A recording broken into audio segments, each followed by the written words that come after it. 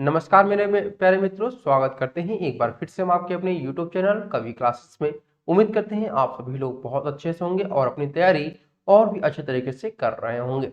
क्योंकि आप लोग का बिल्कुल टारगेट है सरकारी सीट का, तो इस सरकारी सीट को पाने के लिए हम लोग लगातार यानी कवि क्लासेस लगातार आप लोग के लिए प्रैक्टिस सेट उपलब्ध करा रहा है। तो आप लोग इन सभी प्रैक्टिस सेट को जरूर इसे हल करें। तो चलिए आज हम लोग शुरू करते हैं आज के प्रैक्टिस सेट नंबर 8 को, जो कि हमारा सामान्य ज्ञान का है। इसमें हम लोग जो क्वेश्चन सॉल्व करेंगे वो आपके बिल्कुल पेपर पैटर्न के अकॉर्डिंग आप लोग का तैयार किया गया है। तो प्रश्न नंबर अगर हम बात करते हैं जो हमारा 1 आपके स्क्रीन के सामने शो कर रहा है, वह है आपका क्वेश्चन नंबर 1। दिया है आपका कि शक संवत कब प्रारंभ किया गया था। ठीक है, यानी कि शक संवत जो है आपका कब प्रारंभ हुआ था, 56 ईस्वी में, 78 ईस्वी में, या फिर 56 ईसा पूर्व में, या फिर आपका 56 ईसा पूर्व। ये दो बार आपका दे दिया है, इसे हम लोग देते हैं। देखिए आपका जो सही आंसर होगा वह बी सही होगा, यानी कि 78 ईसा पूर्व में आपका यह शुरू किया गया था। ईसा पूर्व यानी ईस्वी का मतलब होता है आपका एडी, है ना। ठीक है, एनोडायमनिक ये आपका होगा। यानी कि अगर हम बात करते हैं यहाँ पर कि जो जो अधिकतर विद्वान है, ठीक है, अधिकतर जो विद्वान है उनकी ये धारणा है कि 78 एडी में कनिष्क ने शक संवत चलाया था। किसके द्वारा शक संवत चलाया गया था? कनिष्क के द्वारा। ये आप लोग ध्यान रखिएगा। ठीक है, चलिए अब आते हैं प्रश्न नंबर आपका 2। दिया है हर्षवर्धन के शासनकाल में सत्ता केंद्र स्थान कौन सा था। हर्षवर्धन के शासनकाल में सत्ता केंद्र कौन सा स्थान था आपका? कन्नौज, थानेश्वर, प्रयाग, या फिर आपका वाराणसी। तो प्रश्न नंबर 2 का सही आंसर होगा ए, हर्षवर्धन के शासनकाल में कन्नौज यहाँ पर सत्ता केंद्र था। ठीक है, चलिए अब आते हैं प्रश्न नंबर आपका 3 पे। दिया है आपका अश्वघोष का संबंध किससे था। अश्वघोष का जो संबंध है वह किससे था, ये आपको बताना है। 4 ऑप्शन दिए गए हैं, वर्धन से, मौर्य से, कुषाण से, या फिर आपका गुप्त से।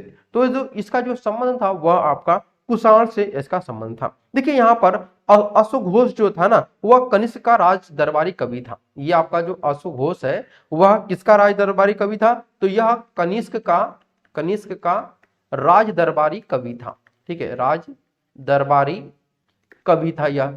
यहां तक आप लोगों को पता चल गया कि जो आपका अश्वघोष था वह, एक प्रश्न आपका यहाँ पे तैयार हो रहा है कि जो अश्वघोष है वह किसका राज दरबारी कवि था? तो कनिष्क का। और चौथी बौद्ध संगीति होने के कारण कनिष्क ने क्या किया था? अश्वघोष को साकेत से विशेष रूप से बुलाया था और इस संगीति का मुख्य अतिथि और उपाध्यक्ष भी यह बनाया गया था। तो इस प्रकार से हमारा ऑप्शन नंबर सी यहाँ पर सही आंसर होगा। ठीक है, चलिए अब आते हैं प्रश्न नंबर आपका 4। दिया है कनिष्क ने 78 ईस्वी में जी संवत की स्थापना की थी, इसे हम क्या कहते हैं? विक्रम संवत, शक संवत, हिंदू संवत, या फिर आपका संवत कहते हैं। तो इसमें से अगर हम बात करते हैं तो हमारा बी ऑप्शन सही होगा, शक संवत के नाम से हम इसको जानते हैं। ठीक है, कनिष्क ने 78 ईस्वी में जी संवत की स्थापना की थी। और अगर हम बात करते हैं जो आपका यह संवत चलाया गया था, ठीक है, इसका सबसे ज्यादा जो प्रयोग है वह शकों के द्वारा किया गया था। किसके द्वारा? शकों के द्वारा किया गया था, इसीलिए इसे शक संवत भी कहते हैं। अब आते हैं प्रश्न नंबर 5 में। दिया है कनिष्क ने अपनी राजधानी कहाँ स्थापित की थी। कनिष्क ने अपनी राजधानी कहाँ स्थापित की थी? मगध, गोरखपुर, पुरुषपुर, या उपरोक्त में से कोई भी नहीं। तो देखिए जो आपका ऑप्शन नंबर सी है यहाँ पर सही होगा। सबसे पहले आपको बताना चाहेंगे कि जो कनिष्क की प्रथम राजधानी थी वह पुरुषपुर पेशावर थी। ठीक है, पुरुषपुर और पेशावर थी, ये आपकी पेशावर में, ये आप लोग ध्यान रखिएगा। कनिष्क की पहली जो राजधानी थी वह पुरुषपुर पेशावर थी, और वहीं उसने द्वितीय जो राजधानी बनाया था वह मथुरा को बनाया था। ठीक है, मथुरा इसकी क्या थी? दूसरी राजधानी थी, सेकेंड कैपिटल इसका था। ठीक है, चलिए अगले क्वेश्चन पे आते हैं हम लोग। क्वेश्चन नंबर आपका 6 दिया है निम्न में कौन सा नाटक हर्ष द्वारा रचित है। निम्न में कौन सा नाटक हर्ष द्वारा रचित है? रत्नावली, नागनंदा, प्रियदर्शिका, या फिर आपका जिमूत। तो यहाँ पे आपका विकल्प दिया गया है कूट की तरह। देखें, आप लोग देखेंगे कि आप लोग का जो एग्जामिनेशन हो रहा है 2022 में, आप लोग पेपर अपना देखेंगे तो उसमें आप लोग को इस प्रकार के कूट वाले जो प्रश्न है वह आप लोग को देखने को मिलेंगे बीएड एंट्रेंस एग्जामिनेशन में, है ना। तो अब इसी प्रकार के प्रश्नों को मैंने यहाँ पे शामिल किया हुआ है। तो इसमें देखेंगे कौन सा कूट आपका यहाँ पर सही मिल रहा है। तो हमारा यहाँ पर विकल्प डी सही हो रहा, उपयुक्त तो सभी, यानी कि जो आपका रत्नावली है, नागानंद है, प्रियदर्शिका है और जिमूत, ये सभी के सभी आपका हर्ष के द्वारा रचित किए गए हैं। ठीक है, चलिए अब आते हैं प्रश्न नंबर हम लोग 7 पे। दिया है पूर्वी धौली गंगा किसकी सहायक नदी है, ये आपको बताना है। देखिए प्रश्न दिया गया है कि जो पूर्वी धौली गंगा है वह किसकी सहायक नदी है, तो भाई यह आपकी काली नदी की सहायक नदी है। ठीक है, किसकी है, काली नदी की सहायक नदी है। और अगर हम बात करते हैं कि काली नदी कहां से निकलती है, अगर हम काली नदी की स्पेशली बात करते हैं तो देखिए काली नदी जो है ना वह आपकी लिपू लेक दर्रे के पास, ठीक है, लिपू लेक दर्रा एक है, ठीक है, दर्रे के पास काला पानी से यह निकलती है। दर्रे के पास एक है, पास काला पानी से यह निकलती है। आप लोग काला पानी का नाम सुने भी होंगे, उसमें दो राय नहीं है। ठीक है, और अगर हम बात करते हैं इसकी प्रमुख अन्य नदियां कौन सी हैं, तो गोरी है, सरजू है, लुहावती है, लधिया, ये सभी इसकी सहायक नदियां हैं। ठीक है, चलिए अब आते हैं हम लोग प्रश्न नंबर आपका 8 पे। प्रश्न नंबर 8 कह रहा है कि निम्नलिखित स्थानों में से कहां पर भगीरथी और अलकनंदा नदियां मिलती हैं। ऐसा कौन सा स्थान है जहां पर भगीरथी और अलकानंद ये दोनों ही नदियां आपस में मिलती हैं, तो देखिए इसका जो सही आंसर होगा वह ए होगा, यानी कि देवप्रयाग, यानी जहां पर भगीरथी और अलकनंदा नदी मिलती है उसे हम लोग देवप्रयाग के नाम से जानते हैं। और ये देवप्रयाग कहां पर है आपका भाई, तो ये आपका उत्तराखंड में है, यानी यूके में आपका स्थित है। ठीक है, ये आप लोग ध्यान रखिएगा। और एक बात और ध्यान रखिएगा कि ये जो आपका संगम स्थल है, ठीक है, इसी संगम स्थल के बाद से नदी को गंगा के नाम से भी जाना जाता है। यह जो आपके पास देवप्रयाग है, देवप्रयाग के पास जो नदी निकलती है उसी को हम लोग गंगा नदी के नाम से भी जानते हैं। ठीक है, चलिए अब आते हैं प्रश्न नंबर आपका 9। दिया है कि निम्न में से किस स्थान पर अलकनंदा और भगीरथी का संगम होता है। वही फिर मैंने बताया कि इसका जो पुनः सही आंसर होगा वह डी होगा, देवप्रयाग होगा। और देवप्रयाग के बाद जो आपकी नदी निकलती है वो आपका गंगा के नाम से जाती है। और देवप्रयाग जो है उत्तराखंड के 5 प्रयागों में से एक माना जाता है। ठीक है, उत्तराखंड में आपके 5 प्रयाग है।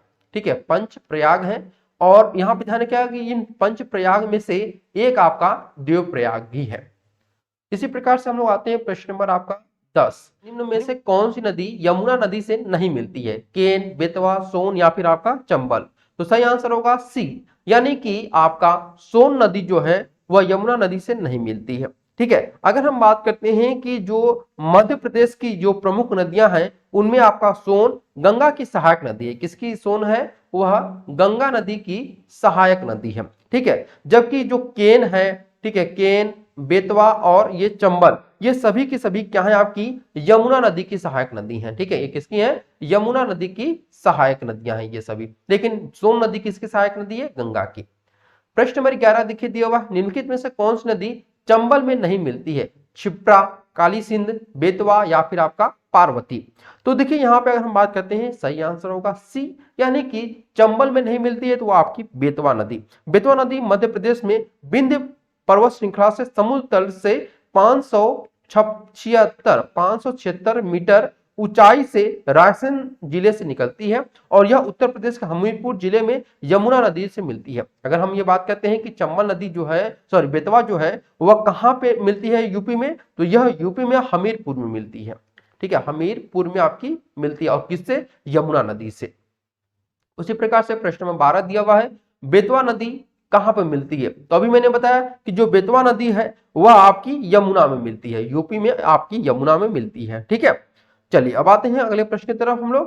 प्रश्न देखिए, प्रश्न नंबर 13 कह रहा है आपका कि पंचायती राज का मुख्य उद्देश्य क्या है। कृषि उत्पादन को बढ़ावा देना, रोजगार को बढ़ावा देना, लोगों की राजनीतिक जागरूकता को बढ़ावा देना, या फिर लोगों को विकास मूलक प्रशासन से भागीदारी के योग्य बनाना। तो प्रश्न नंबर 13 का सही आंसर होगा आपका ऑप्शन नंबर डी, यानी कि लोगों को विकास मूलक प्रशासन में भागीदारी के योग्य बनाना, यही इसका उद्देश्य है।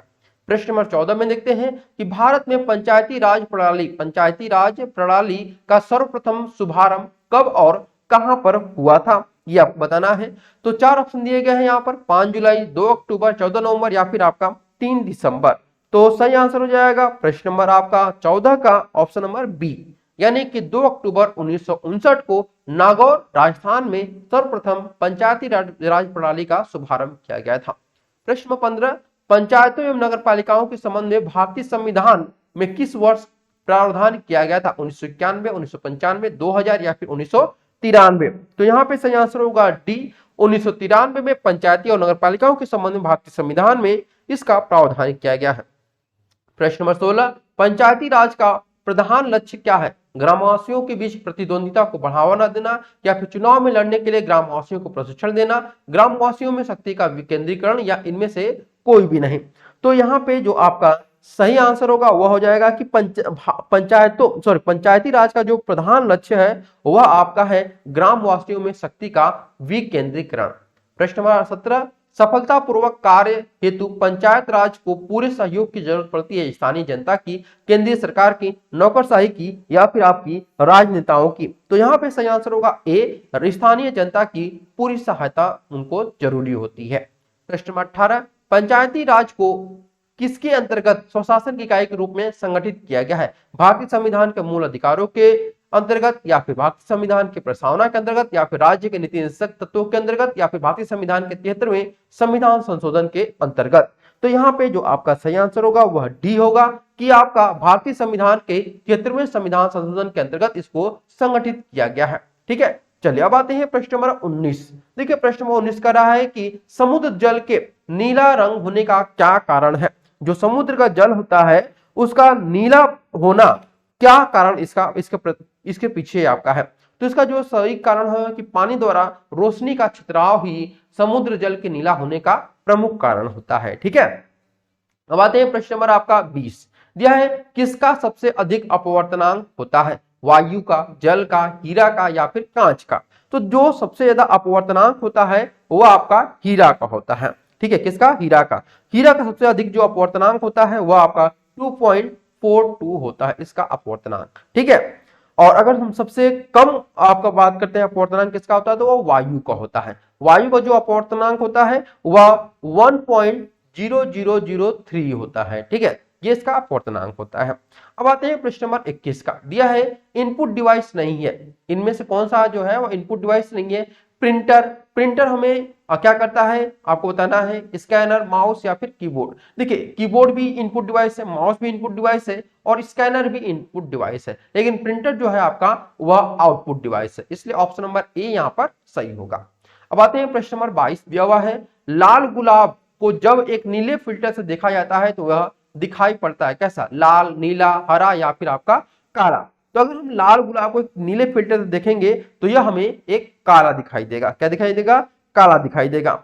ठीक है, चलिए, क्योंकि नीला फिल्टर मात्र नीले प्रकाश के आगे जाने देगा और अन्य सभी प्रकाश को यह क्या करता है? अवशोषित कर लेता है।